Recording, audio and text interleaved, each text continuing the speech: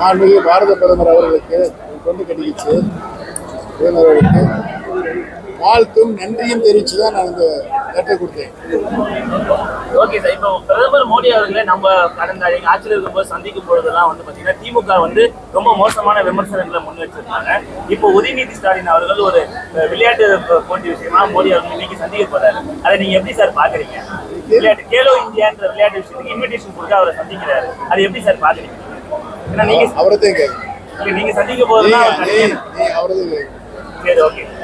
இப்போ வந்து கூட்டணி சமன்களை போட்டு கேட்டுருக்கீங்க. சரி ஓகே சார், கூட்டணின்றது தொடர்ந்து முன் வச்சிருக்கீங்க சார். அந்த கூட்டணி வந்து உங்க தலைமையில தான் அமையுமா சார்? இது வந்து நாட்டை நாளை யார் ஆளப் போகிறார்கள் என்பதற்கான நாடாளுமன்ற தேர்தல். இந்த தேர்தலில் யார் மாண்புமிகு பாரத பிரதமராக வர வேண்டும் என்கிற தேர்தல் இந்த தேர்தல். ஆக இந்த தேர்தல் மாண்புமிகு பாரத பிரதமராக 10 ஆண்டு காலம் சிறப்பான ஆட்சியை நடத்திய திரு நரேந்திர மோடிஜி அவர்கள்தான் அடுத்து வருகின்ற நாடாளுமன்ற தேர்தல் மூலமாக பாரத பிரதமராக வர வேண்டும் என்ற தேர்தல் தான் இந்த தேர்தல். எங்களுடைய நிலைப்பாடும் அதுதான். தமிழ்நாட்டு கூட்டணிக்கு தலைமை நீங்க தானே?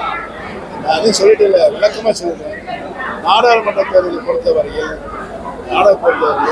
தேசிய கட்சி தான் டெல்லியில் ஆளுகின்ற நிலை இருக்கிறது.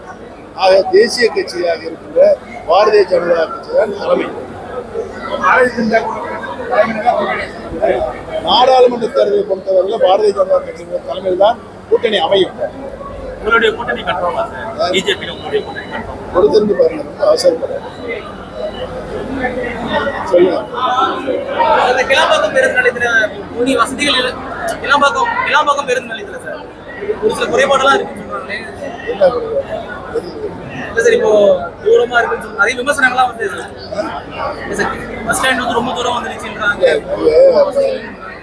கோயம்பேடு பக்கத்தில் பஸ் டெர்மினல் இருக்குது, ரொம்ப கூட்ட நெரிசலாக இருக்குது. நிறைய ஆம்பளி பஸ்களாக நிறைய மக்கள் நிறைய தேவைப்படுது. கிளாம்பாக்கத்தில் தென் மாவட்ட மக்களுக்காக இந்த கிளாம்பாக்கம் பேருந்து நிலையம் நம்முடைய ஆட்சியில் இங்கே தொடங்கப்பட்டு கிட்டத்தட்ட ஒரு 90% பணிகள் முடிக்கப்பட்ட நிலையில் தான் ஆட்சி மாற்றம் ஏற்பட்டது. ஆக இங்கே இறங்கி உடனடியாக அவர்கள் ட்ரெயின் மூலமாக ரயில்வே ஸ்டேஷன் செல்கின்ற இடங்களுக்கு உள்ளே போகிறதுக்கு வாய்ப்பு இருக்குது. அது ஒரு மொபைல் பஸ்ஸுக்கும் உள்ளே வந்து இடம் ஒதுக்கிறது. பஸ் ஸ்டாண்ட் ஆம்னி பஸ்ஸுக்கு இடம் ஒதுக்கிறது.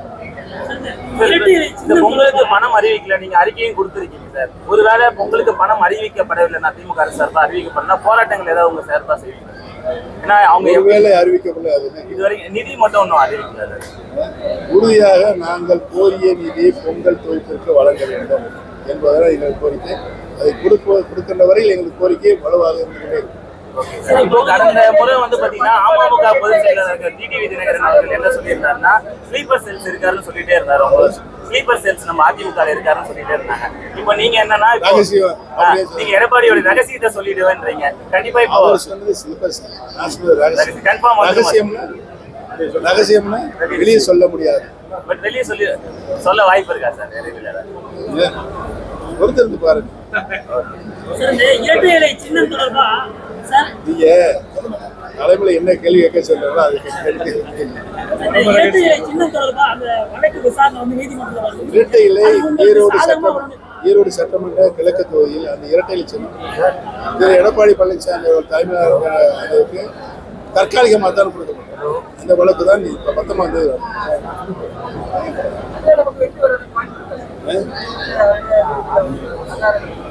நீதியரசருடைய நீதி வல்லுநர் நம்பிக்கை தான் நாங்கள் உச்ச நீதிமன்றம் சென்றிருக்கிறோம். லோக்சபா எலெக்ஷன்ல எவ்வளவு இடங்கள்ல போட்டியிடலாம்? கூட்டணி கட்சிகள்லாம் கலந்து பேசி முடிவெடுத்து உங்களிடம் தான் முதலில் உங்களை அழைத்து தான் அதை வெளியிடுவோம். சார், இப்போ வரைக்கும் எவ்வளவு கூட்டணி கட்சியினர் நரேந்திர மோடிஜி அவர்கள் காலத்திலிருந்து அவரோடு இருந்த கூட்டணிகள் அனைவரும் ஒன்றாக எடப்பாடி பழனிசாமி தவிர. செய்திகளை உடனுக்குடனும் துல்லியமாகவும் தெரிந்து கொள்ள சப்ஸ்கிரைப் பண்ணுங்க.